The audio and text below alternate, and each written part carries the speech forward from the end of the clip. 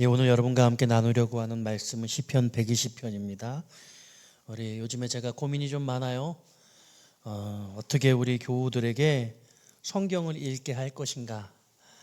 예, 우리 2023년 한 해 들어서 성경 계속 좀 열심히들 읽고 계신가요? 우리 김자영 권사님 성경 열심히 읽고 계시죠? 우리 안다혜 자매님,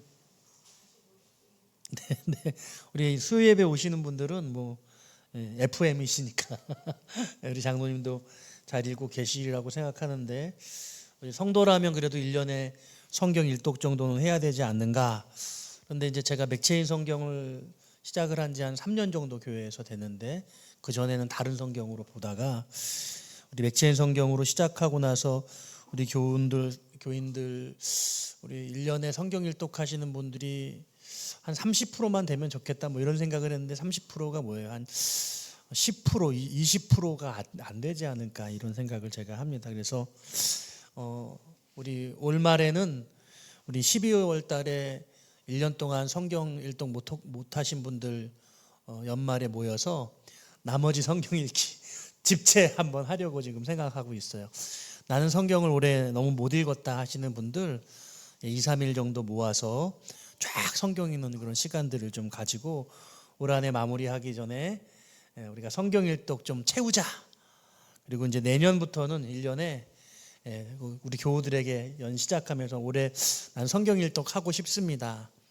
이렇게 체크하고, 그 체크하신 분들은 적극적으로 좀 관리를 해드리려고 그래요. 본인이 원하시는 분, 또 억지로 하면 또 잘못하면 독이 될 수도 있으니까, 그래서 이제 분기마다 성경을 따라 읽으면서 따라가지지 않는 분들은 모여서 같이 함께 성경 읽기 하고, 하나님의 말씀이 체득되는데 가장 중요한 것이 먼저 성경을 읽어야 그 말씀이 내 안에 계실 텐데, 이런 부분들이 이제 안 되는 분들이 많이 계시기 때문에 요즘 들어 어떤 생각이 드냐면, 우리 새가족들이 이제 많이 오시고 계시는데, 오시는 새가족들이 누구를 보고 배우냐면 우리 선배 성도들을 보고 배울 거 아니에요. 성도님들이 열심히 말씀 읽고 기도하고 이러는 그런 모범을 보여주셔야 되는데, 그런 모습들을 잘 배우고 따라갈 수 있겠는가 생각할 때 살짝 걱정이 되는 거예요. 잘하시고 계시지만. 그래서 조금 더 이런 부분들을 여러분들이 즐겁게 기쁘게 어떻게 하면 이끌어 갈 수 있을까. 그래서 여러분들이 자율적으로 결정하시고 그 부분들을 또 교회에서 좀 같이 함께 약간 책임을 좀 두어서 잘 도와드릴 수 있는 그런 체계를 교회 안에 좀 만들어 보자. 제가 보니까 선한목자교회, 한국에서 뭐 가장 큰 교회 중에 하나잖아요. 성경 읽는 거, 그리고 하루 1시간 기도하는 거, 기도 노트 적는 거, 이런 거 훈련시키고 있고, 그리고 성경 읽기에 대한 여러 가지 방법들이 한국 사회 교계에 지금 흐르고 있는데, 예를 들면 이제 분당 우리 교회 같은 경우에는 성도들이 성경을 1년에 일독을 못하니까 하루 한 장 성경 읽기를 책을 만들었어요. 큰 교회들은 하루 한 장만 성경 읽어도 좋다 그래가지고 그 한 장 읽는 걸 다 편집을 해가지고 성도들에게 매달 나눠주더라고요. 그래서 3년의 성경 일독, 3년의 성경 일독하는 걸 목표로 잡은 거예요. 내가 이거 좀 너무 우리의 성도의 수준이 너무 이제 많이 떨어지지 않나, 1년에 그래도 일독은 해야 되지 않나, 전 이제 그런 생각을 하는데, 이게 얼마나 현실감이 있는지 저 역시도 좀 더 도전을 해봐야겠다. 우리 교우들도 조금 더 이런 믿음의 성장을 이루기 위해서 영적인 훈련을 좀 적극적으로 하고 받아야겠다, 이런 생각을 제가 하게 되었습니다. 어쨌거나 여러분, 오늘 이 수요 기도에 오신 여러분들 너무 감사드리고, 성경을 읽는데 여러분들이 좀 천병이 되셔서 성경 읽는 유익과 그 하나님이 주시는 말씀을 읽는 자의 복을 누리게 되시기를 주님의 이름으로 축원합니다. 이 시편 120편, 여러분 짧은 말씀인데요. 이 120편부터 여러분 시편을 좀 넘겨보시면 134편까지, 여러분 쭉 보시면 135편이 시편이 좀 길죠. 21절까지 되어 있는데, 이 120편부터 134편까지 15편은 시편이 대체적으로 짧습니다. 대체로 10절 이내인데 132편만 조금 길어요.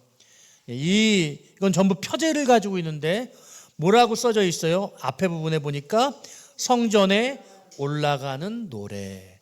이 15편은 성전에 올라가는 노래다라고 여러분 그렇게 이해를 하시면 되겠습니다.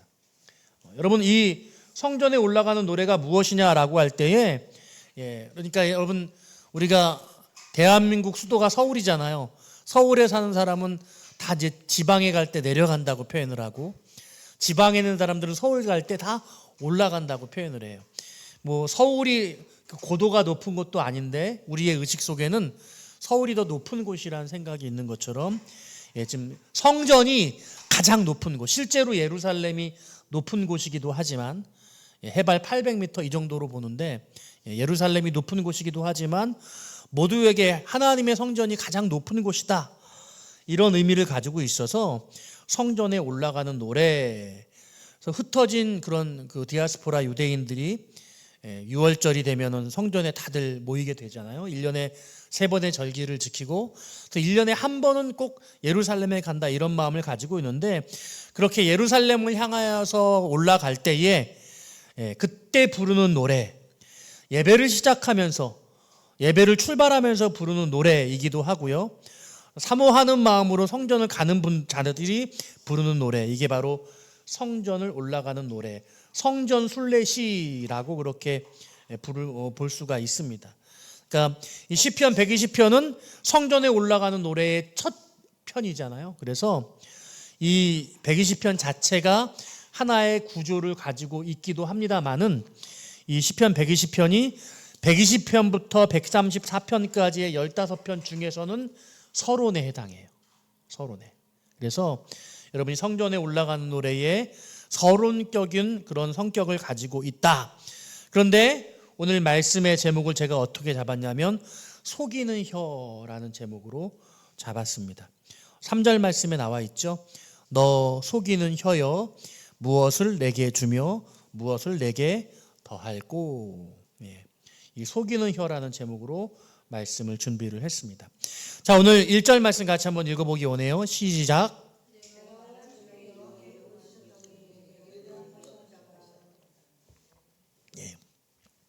지금 시인은 환난 중에 여호와께 부르짖었다. 그리고 환난 중에 부르짖었더니 하나님이 응답하셨다. 이렇게 말씀하고 있습니다. 사랑하는 여러분, 환난 중에 응답하시는 하나님께 늘 우리가 부르짖어 기도할 수 있기를 소원합니다. 여러분, 어려울 때 기도하는 것도 믿음이에요. 어떤 분들은 어려울 때만 기도한다. 저도 그렇게 말씀을 전한 적이 있는데, 근데 어려울 때라도 기도하는 것도 귀한 거예요. 현대인들은 어려워도 기도 안 해요. 그러니까 어려운데 그 어려움을 하나님 앞에 토로하지 않는 거예요. 예수 믿는 사람들도 요즘에 현대 그리스도인이 어렵다고 하나님 앞에 기도하지 않더라고요. 어려우면 그 어려움의 심정을 가지고 세상에서 방황하고 그 세상에서 더 악한 것들로 우리 스스로를 한탄하고 하나님 앞에 나오지 못하는 모습을 보여주는 거죠. 그냥 예수를 믿는다는 게 무늬만 남아가지고 신앙생활하는 신용만 내고 신앙생활의 진정성과 본질을 상실한 것 같은 그런 모습을 보여주는데 우리가 어려울 때라도 기도하는 사람이 되어야 된다는 거예요. 그러니까 여러분 하나님의 입장에서 살펴보면은요, 정말 믿음이 좋은 사람들에게 하나님이, 믿음이 좋은 민족에게, 믿음이 좋은 나라에게 하나님이 복을 내려주셨어요. 근데 하나님의 복을 많이 받아서 그 민족과 나라가 정말 부강하고 잘 살게 되었어요.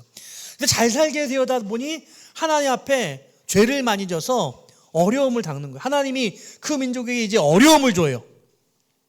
근데 그 어려움 가운데 하나님 앞에 나와서 기도하고 회개해야 되잖아요. 근데 회개하고 기도하지 않으니까 더 큰 어려움을 주거든요. 근데 그렇게 환난과 어려움이 있는데 그래도 하나님 앞에 기도하지 않아요. 그럼 그 다음 단계는 뭐예요? 하나님 그 민족을 멸하시는 거죠. 하나님 그 나라를 버리시는 거죠. 그러니까 여러분, 환난 중에 하나님 앞에 부르짖는다는 것은 매우 중요한 것이고요. 우리가 어려울 때에 우리 자신을 돌아보아야 하는 것이고, 어려울 때 더 간절한 마음으로 주님 앞에 나아가야 기도해야 할 이유가 분명히 있는 거죠. 그러니까 어려울 때라도 기도하는 것 중요해요. 자, 그런데 지금 시인이 어렵다라고 말하는 그 어려움이 어떤 것인가? 자, 2절 말씀 같이 한번 읽어보니까 같이 읽어볼까요? 시작. 여호와여 거짓된 입술과 속이는 혀에서 내 생명을 건져주소서. 자신의 생명을 건져달래요. 거짓된 입술과 속이는 혀로 말미암아 생명의 어려움을 느끼고 있어요. 자, 그런가 하면 이 거짓된 입술과 속이는 혀가 어떤 생명에 위협을 주는가? 자, 5절 말씀을 살펴볼 필요가 있어요. 5절 말씀에 매색에 머물며 게달의 장막 중에 머무는 것이 내게 화로다, 화가 되었다. 지금 시인은 매색에 머물렀대요. 이스라엘의 북쪽 지방이 매색이에요. 그리고 게달이라고 하는 것은 이스라엘의 남쪽 지방이에요.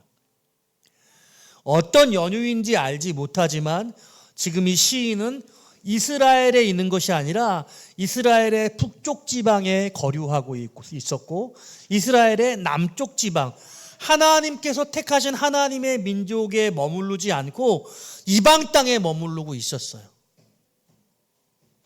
그게 자신에게 화가 되었다라고 말하는 겁니다. 처음에는요, 3절 말씀이 너 속이는 혀여 무엇을 너에게 주며, 너라는 것은 누구예요? 너. 앞에 부분에서 혀를 너라고 지금 부르잖아요. 이 속이는 혀, 너에게 무엇을 내가 주면 좋겠냐? 너에게 무엇을 내가 더해야 하겠느냐? 혀를 너라고 그렇게 말하고 있거든요. 저는 그래서 이 속이는 혀가 자기 자신을 일컫는 것인지 아니면 이 시인을 향하여서 어떤 속이는 말을 하고 있는 또 다른 2인칭의 다른 사람들인지 정확하게 이해하기 어려웠어요.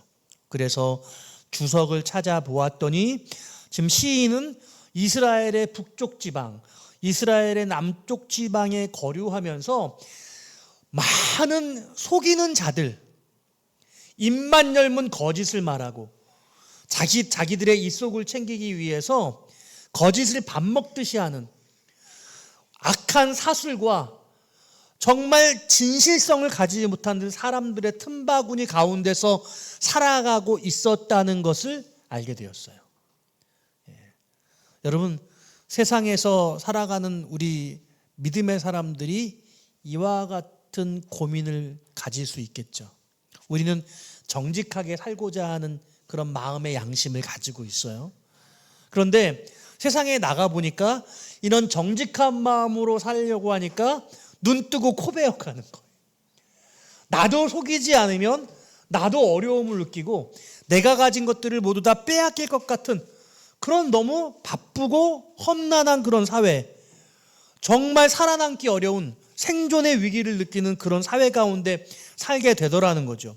이스라엘을 떠나서 이스라엘의 북쪽 지방 메색에 갔더니 이스라엘의 남쪽 지방 게달의 장막에 거했더니 그 주변에 있는 사람들은 다 나에게 이런 속이는 혀로 나에게 사악한 방법으로 내 것을 빼앗아 가려고 그렇게 시도하고 있다라는 것이죠. 그래서 이 시인은 큰 환난을 겪고 있고 생명의 위기를 느끼게 되었다라고 고백하고 있는 것이에요. 여러분, 지금 시편 120편을 보면 어떤 걸 느낄 수 있어요? 목사로서는 이렇게 생각할 수 있어요. 아니, 그러면 다시 이스라엘로 돌아오면 되잖아.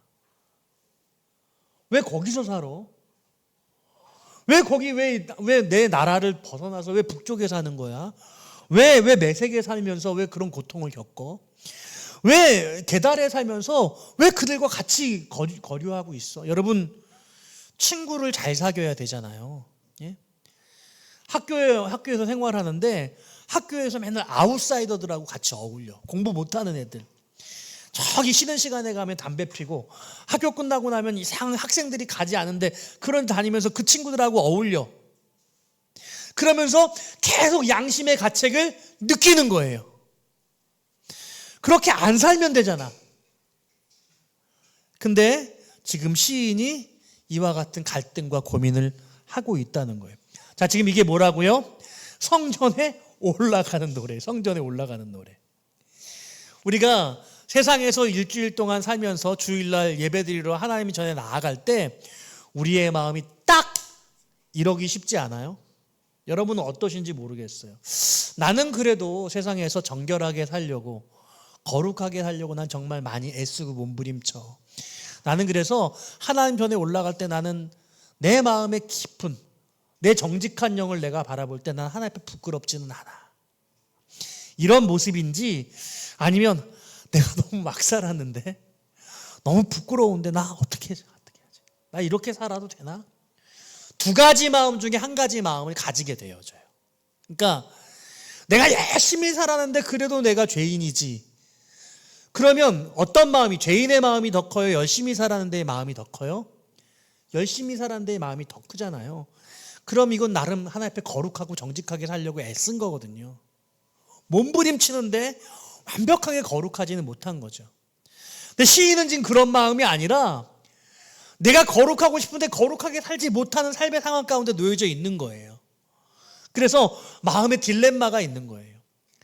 내가 이렇게 살아도 될까? 그런 마음의 상태 가운데 놓여져 있는 거죠. 이게 이 성전에 올라가는 노래의 서두 첫 번째 시편의 말씀인 거죠. 제가 고등학교 때 그랬어요.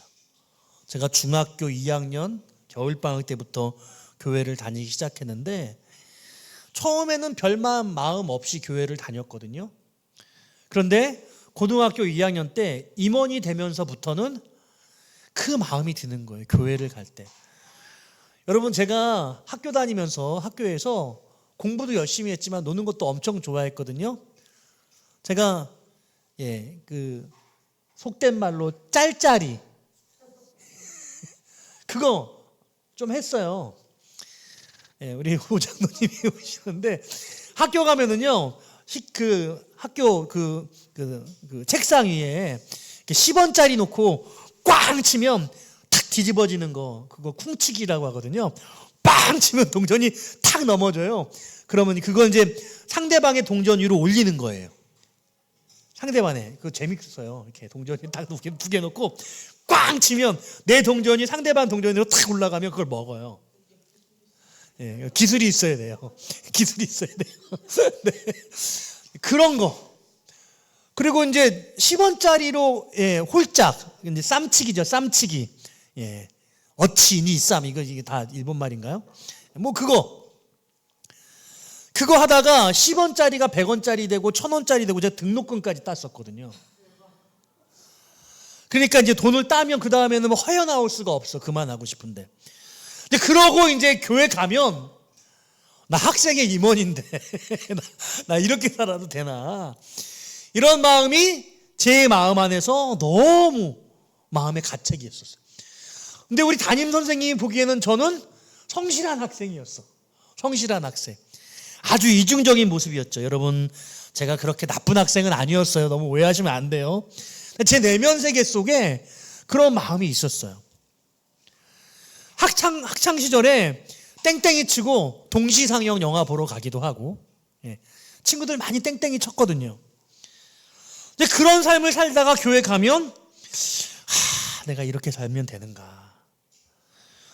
저는 뭐 중고등학교 때 담배를 피거나 그런 친구들하고 어울리지는 않았는데 그래도 제 마음속에 그렇게 부끄러운 마음이 있었는데 오늘 이 성전에 올라가는 노래를 부르는 이 시편의 첫 편 120편이 자기 마음속에 성전에 올라가는데 내 안에 너무나 부끄러운 삶을 살고 있는 그런 속이는 혀. 너 속이는 혀여, 무엇을 너에게 주며 무엇을 너에게 더해야 하는가? 자, 무엇을 준다고 말하고 있어요? 4절 말씀 같이 한번 읽어볼까요? 4절입니다. 시작. 장사의 날카로운 화살과 로뎀나무 숯불 이리로다. 여러분, 화살로 탁 쏘면은 그 화살에 맞으면 화살촉이 뾰족하잖아요. 그러면 살을 찢고 들어와서 그 화살을 뺄 때 엄청난 고통과 출혈이 있어요. 예. 그리고 숯불을 준대요. 그러니까 뭐에게요? 혀에, 혀. 속이는 혀에게. 이렇게 말하고 있어요. 지금 거짓된 입술, 속이는 혀에게서 자신의 생명을 건져달라고 그렇게 간구하고 있는 거예요. 시인은 그와 같은 거짓이 범람하고 있는 사회적, 문화적 삶의 환경 속에서 자신의 생명이 지금 위급하고 자기가 죽을지도 모른다는 그런 고백을 하고 있는 것입니다. 여러분, 우리가 삶을 살아가면서 정직한 마음과 영을 가져야 될 줄로 믿어요. 우리가 예수 믿는 사람으로서 세상의 수많은 거짓 앞에 우리 자신의 입술을 지키고 우리 자신의 마음을 지키고 또 악한 사람들의 입술 가운데서도 자기 자신을 지켜야 한다는 것을 오늘 시인이 이야기를 하고 있는 거예요. 자, 도대체 어떤 상황이냐? 6절 말씀 같이 읽어볼게요. 시작. 내가 화평을 미워하는 자들과 함께 오래 거주하였도다. 지금 시인이 살아가고 있는 삶의 환경은 화평을 미워하는 자들이에요. 입만 열면 싸우는 거예요. 여러분, 우리 자신의 본색이 언제 제일 잘 드러나는지 알아요? 저는 운전할 때인 것 같아요. 운전할 때. 여러분, 클락션 자주 누르세요. 클락션. 저도 그렇게 운전이 이렇게 조용하게 점잖게 하는 편은 아니에요. 제가 차로 변경을 참 잘해요. 제 승질이 급해가지고. 근데 여러분, 이렇게 딱 그 내거리에서 딱 서 있으면 뒤에서 빵 이렇게 해요. 뭐예요? 빨리 가라는 거죠. 빨리 가! 나 지금 화났어. 근데 그게 뭐 한 5초, 10초 기다린 게 아니라 불이 그냥 파란불이 켜지자마자 빵 하고 불러요. 켜졌는데 빵 하고 눌러요. 이제 가려고 그러는데. 여러분, 그렇게 우리의 삶의 지경이 사람들이 화로 가득 차 있고 그래서 대번에 싸우려고 그래요. 아파트에서 층간소음 문제로 서로 다투고 이웃끼리 서로 죽이는 그런 일들도 우리 TV에서 보도를 통해 듣게 되어지잖아요. 우리 주변에 있는 사람들은요, 서로 화평을 하기를 원치 않는 것 같아요. 여러분, 엘리베이터에서 서로 만나잖아요. 여러분, 혹시 아파트에서 엘리베이터에서 만나면 인사하세요? 네. 불편한 사람, 앞집 사람, 옆집 사람, 위층 아래 한 라인에 있는 세대 몇십 세대 안 되잖아요. 좀 인사하고 지내고 그분 몇 호에 사는지 그 정도는 좀 물어보고 알고 지내면 좋을 것 같아요. 여러분, 나는 우리 라인에 있는 사람들 나는 그래도 거의 다 안다. 나는 거의 모른다. 저 사람 얼굴은 아는데 몇 호 사는지는 모른다. 그러면 여러분 그 정도는 좀 물어도 좋을 것 같아요. 안녕하세요, 반가워요. 저는 몇 호에 살아요. 몇 층에 사세요? 몇 호에 사세요? 네. 이렇게 해서 좀 인사하고 지내고 좀 이럴 수 있었으면 좋겠어요.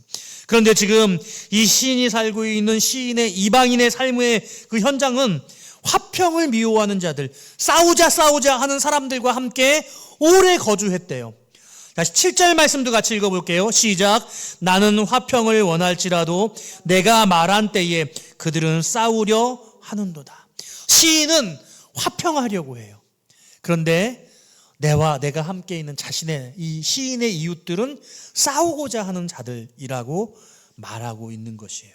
자, 그러니까 3절 말씀, 여러분, 이 너 속이는 혀는요, 자기 자신, 시인의 혀가 아니라 싸우려고 하는 자들을, 그들의 입술을 말하는 것입니다. 그들은 진실을 말하지 않습니다. 어저께 말했던 것과 오늘 다른 이야기를 하는 거예요. 자기 자신의 미안한 마음이 들어도 미안하다고 표현하지 않는 것입니다. 그들이 잘못해놓고 이 시인에게 잘못했다고 우기는 겁니다. 언제나 정색을 하고, 그리고 자기들의 생명을 위해서, 자기들의 이익을 위해서 우리를 적대시하고 이 시인을 공격하는 자들이었던 것이죠.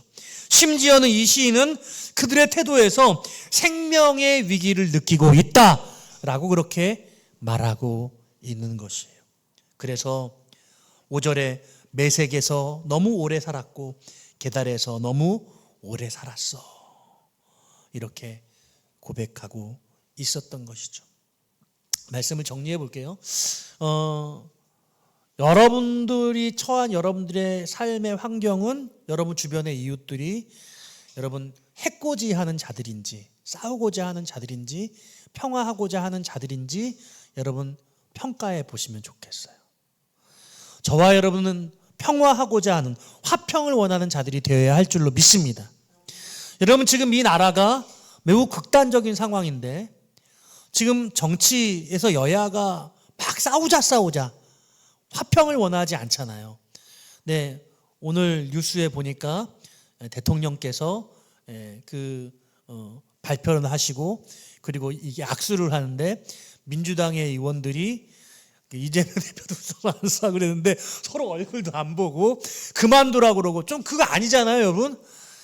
예, 그래도 한 나라의 대표인데 좀 도에 지나친다 이런 되게 좀 가슴 아프더라고요. 좀 나라를 위해서 좀 기도해야 돼. 좀 대통령도 이제는 대화하려고 하시니까 좀 대화하고 인정하고 상호 존중하고 이런 변화의 물꼬가 좀 이번에 저는 선거를 두고 그런 일들이 좀 나타났으면 좋겠어요. 민생을 위해서 서로 대화하고 그래서 여러분 싸우고자 하는 사람하고는 여러분 같이 함께 할 수가 없어요. 위에서부터 좀 모범을 보여주셔야 돼.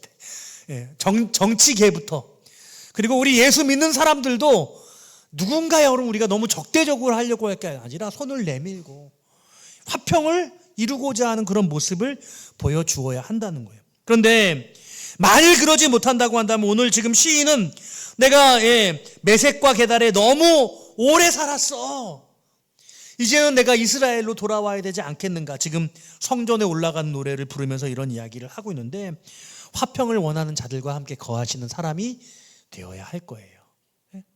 표면적인 화평이 아니라 전쟁의 긴장성 가운데서 긴장 가운데 고요함이 아니라 정전 상태가 있는 게 아니라 전쟁이 끝나고 진정한 평화를 이루는 우리가 그런 모임이 그런 나라가 그런 민족이 되어야 할 줄로 믿습니다. 여러분 이스라엘과 여러분 이 팔레스타인 이28 전쟁이라고 하더라고요. 이 28 전쟁 가운데 여러분들은 어떤 의견을 가지고 계세요? 이스라엘이 정당해요? 팔레스타인이 정당합니까? 저는 잘 모르겠어요.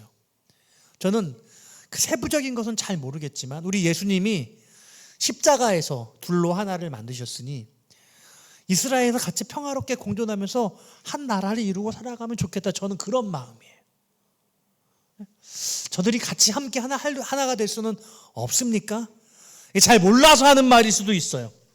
그런데 오늘 이 120편 시편에서는요, 화평을 말하지만 그들은 나에게 입술로 속이고 있고 나는 생명의 위협까지 느끼고 있다. 그러면서 이 성전에 올라가면서 이 이야기가 끝이 나고 있어요. 그러니까 이게 시편 120편 한 편만 보면은요, 어떻게 끝나요? 나는 화평을 원할지라도 내가 말할 때에 그들은 싸우려 하는도다. 그리고 끝! 그리고 시편 이 120편이 끝이 나요. 그러니까 120편 하나 자체를 완성으로 보려고 하면 이렇게 7절에서 이렇게 끝나버리니까 너무 허무해요. 네, 1절을 보세요. 내가 환난 중에 여호와께 부르짖었더니 내게 응답하셨도다. 이렇게 말씀하고 있고 이게 이 시편 120편 1절이 전체 성전에 올라가는 노래의 서두의 시편의 가장 서원으로서 결론적으로 선포되어지고 있는데 7절에서는 화평이 종식되지 않고 계속해서 그들은 고통 가운데 있는 가운데 이 시편이 끝나고 있다는 것도 되게 큰 퀘스천, 느낌을 우리에게 주고 있는 것이죠. 어쩌면 우리의 삶이 이렇게 전쟁과 화평 가운데 깊은 긴장 가운데 놓여져 있다. 남북이 이런 긴장 가운데 놓여져 있고 지금 러시아가 지금 전쟁 가운데서 이런 상황 가운데 놓여져 있고 이스라엘이 전쟁 가운데서 이런 상황 가운데 놓여져 있다. 이런 모습을 마치 이 120편이 보여주고 있는 것 같아요.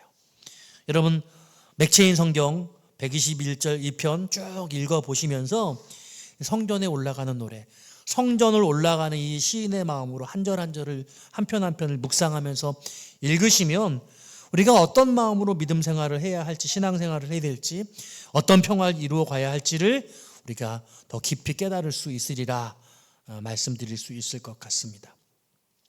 말씀을 정리할게요. 여러분, 화평을 이룬 여러분들이 되시기를 바랍니다. 나는 화평을 이루는데 여러분들이 환난을 겪는다고 한다면 여러분 시편 120편을 떠올리시기를 바랍니다. 오늘 시인이 그렇게 노래하고 있습니다. 화평을 원하지만 화평케 하지 못하는 자들 때문에 그들 이 속이는 혀와 속이는 입술들에게 장사의 날카로운 화살과 로뎀나의 숯불이 있기를 선언하고 선포하고 있고, 환난 가운데서 이 시인을 노래하면서 하나님께서 응답하셨음을 고백하고 있는 거죠. 이 시편 120편이 여러분들의 노래가 되어지기를 바라고, 막힌 담을 허시고 둘로 하나를 만드신 그 화평이 되신 예수 그리스도로 말미암아 여러분들의 삶 가운데, 그리고 이 나라와 이 민족 가운데, 온 세계와 열방 가운데 화평의 역사가 나타나기를 주님의 이름으로 축원드립니다.